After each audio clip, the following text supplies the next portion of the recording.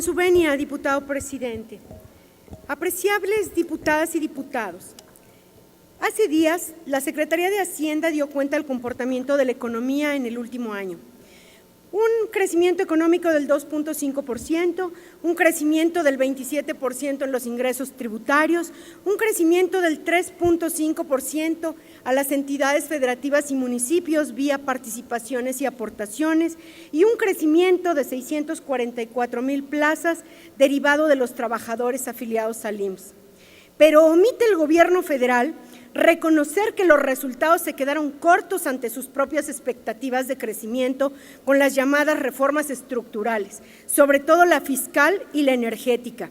Hay que hacer una reflexión más profunda, porque lo que verdaderamente sucedió en 2015 fue un mayor endeudamiento que ya hoy alcanza la mitad del valor de la economía de la nación, una reducción de la inversión muy alta, un crecimiento del gasto corriente también del orden del 6%, y lejos de haberse cumplido con el recorte presupuestal, se ejerció un mayor gasto que fue cubierto mediante los aprovechamientos, por cierto, mismos que se habían subestimado en 175,000 millones y alcanzaron los 400,000 millones de pesos.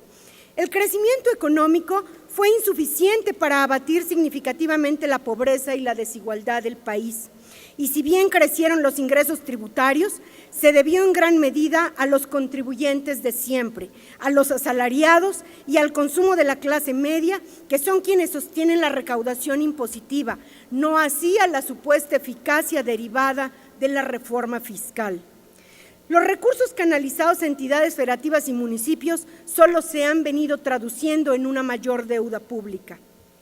Al cierre de 2015, esta deuda se incrementó hasta 536,200 millones de pesos, endeudamiento que no ha servido ni para impulsar el crecimiento económico ni tampoco la competitividad de nuestro país. El crecimiento de afiliados en el Seguro Social y a su vez la disminución de más de 4,000 millones de pesos en sus ingresos solo se puede explicar por la precariedad de los salarios en México.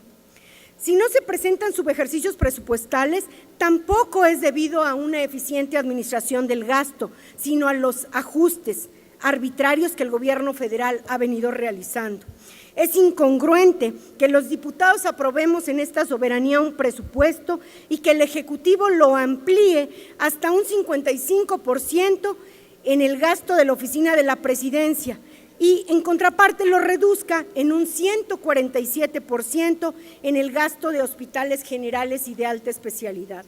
¿Dónde quedó la racionalidad y austeridad del gasto cuando la COFESE, por ejemplo, reporta cursos para la prevención de emboscadas y manejo de vehículos blindados, siendo que su objeto es garantizar la libre competencia económica?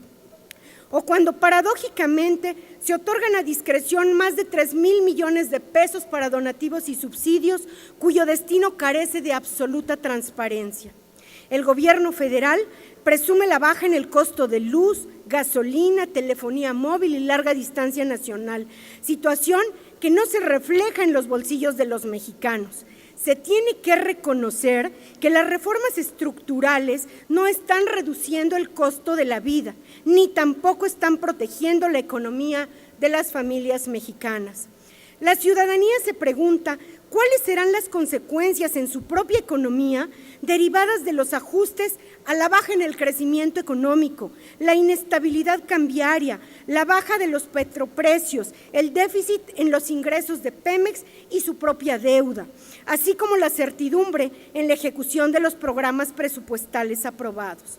Hacienda dice estar analizando recortes en Pemex y demás programas no sociales.